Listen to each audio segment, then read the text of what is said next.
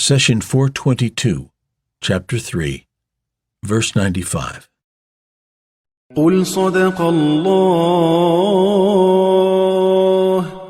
فاتبعوا ملة إبراهيم حنيفا وما كان من المشركين. Say, God speaks the truth, so follow the way of Abraham as people of pure faith. He was never of those who associate partners with God.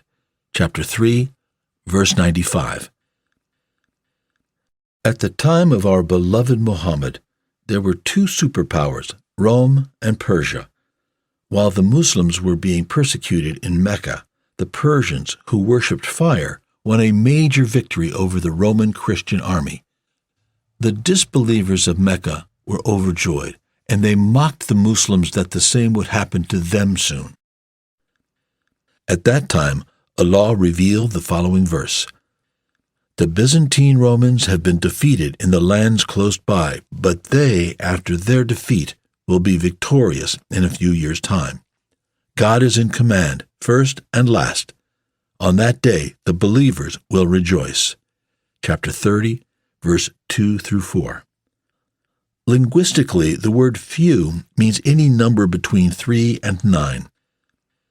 When Abu Bakr al-Sadiq heard the verse, he said, God will not let the idolaters rejoice for long. By God, the Romans will be victorious over Persia after 3 years. Abu Bakr chose the lowest number of years in the range because he knew that Allah would not burden the believers with the hardship of patience for 9 years. Aby bin Khalaf, a disbeliever, overheard Abu Bakr.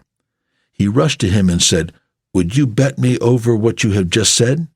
Abu Bakr replied, Absolutely. Name your price. He said, I bet you 10 young camels if the Romans are victorious in 3 years, and you will give me the same if they are not. Abu Bakr agreed. When he went to Prophet Muhammad, he, peace be upon him, said, O Abu Bakr, why don't you increase your bet in price and make it over a longer period of time? Abu Bakr went back and did just that. He increased the bet to 100 young camels and the years to 9. During the following months, the maltreatment of Muslims in Mecca intensified, so Abu Bakr decided to migrate. Aby bin Khalaf saw him and said, Where are you going? Are you abandoning your bet? Abu Bakr replied, Don't worry, my son Abdul Rahman will pay you when the time comes. The following year, while Aby bin Khalaf was saddling up to go to Badr to fight the Muslims, Abdul al-Rahman caught up with him and said, Where are you going? You may be killed in battle. Are you abandoning your bet?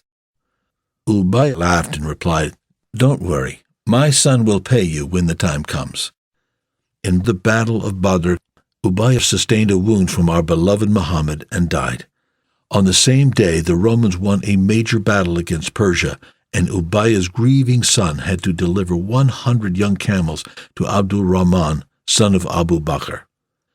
Prophet Muhammad, peace be upon him, told Abu Bakr, Why don't you give these camels to charity in God's cause? And so it was done. Here I would like to ask you, can you show me a supercomputer in our modern world that can predict the outcome of a battle that will take place after 3 years? Is there a think tank or a government agency that could do that? Not even close.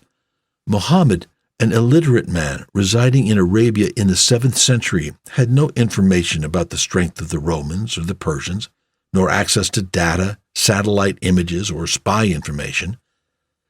Yet he told us the result of a battle to be won by a defeated army 3 years in the future, as if it were a foregone conclusion. This prediction was documented in the Quran, so there is no way to deny it if the events did not unfold favorably. How could this be? God answers, God speaks the truth. And in another verse, Will they not study this Quran? If it had been from anyone other than God, they would have found much inconsistency in it. Chapter 4, verse 82.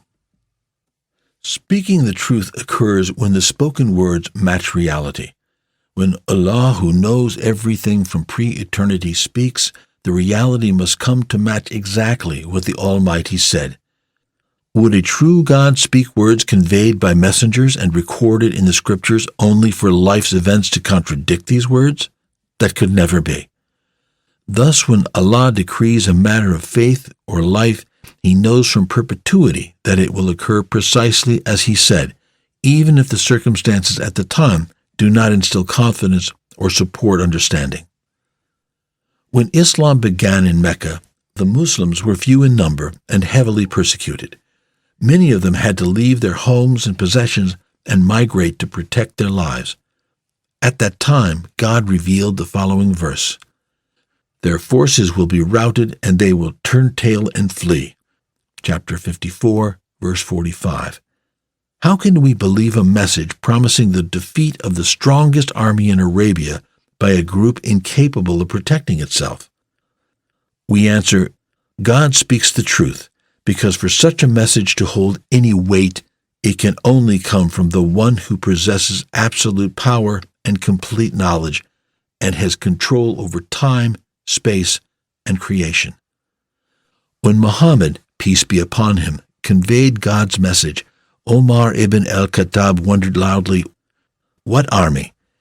He knew that the Muslims could not safely assemble in a small group to worship, let alone put together a force to face Quraish. But Prophet Muhammad was not talking about the means available to the believers. Rather, he was talking about the Lord of the means. In a few short years, the events of the Battle of Badr came to prove the authenticity of God's words. Their forces will be routed and they will turn tail and flee, he says. Say, God speaks the truth, so follow the way of Abraham as people of pure faith. He was never of those who associate partners with God. Chapter 3, verse 95. Allah and Muhammad asked people to believe in the religion of Abraham. This emphasizes that all heavenly religions share the same creed and that all the messengers and prophets belong to a single convoy of divine delegation to humanity. There are no differences in faith, nor room for disagreement. In fact, our beloved Abraham called all the believers in God Muslims. We have explained earlier that the way of Abraham is the straight path of faith, and God gave it the name Hanif. Linguistically, Hanif means crooked or off the main path. How could this be? We have said before that the heavens do not interfere by sending messengers except when corruption is widespread. At such times, the one who deviates away from corruption is the one who is guided to the straight path. Thus, the description Hanif accurately describes a person who avoids the corrupt crowds and deviates away towards righteousness. It is strange that the people of the book, whether Jews or Christians, quarrel about Abraham, peace be upon him. Each side claimed Abraham as its own, although both Judaism and Christianity came after his time. God says, "People of the book, why do you argue about Abraham when the Torah and the Gospels were not revealed until after his time? Do you not understand?" Chapter 3, verse 65.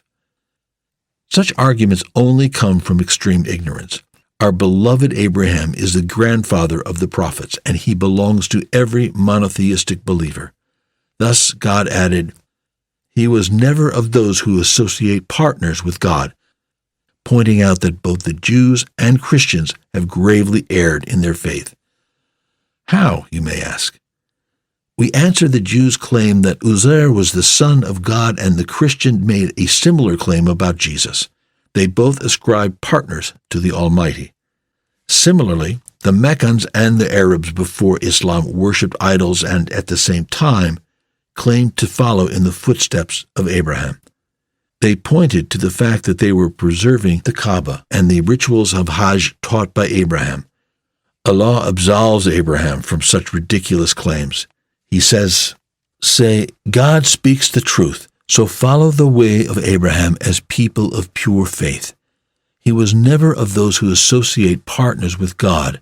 Chapter 3, verse 95. And in another verse, The people with the strongest ties to Abraham are those who followed him, and this prophet and those who believe. Allah is the protector of the believers. Chapter 3, verse 68.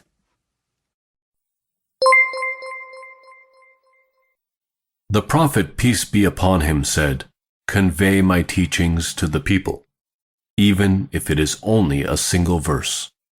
Please take a moment to subscribe and to share with your family and friends.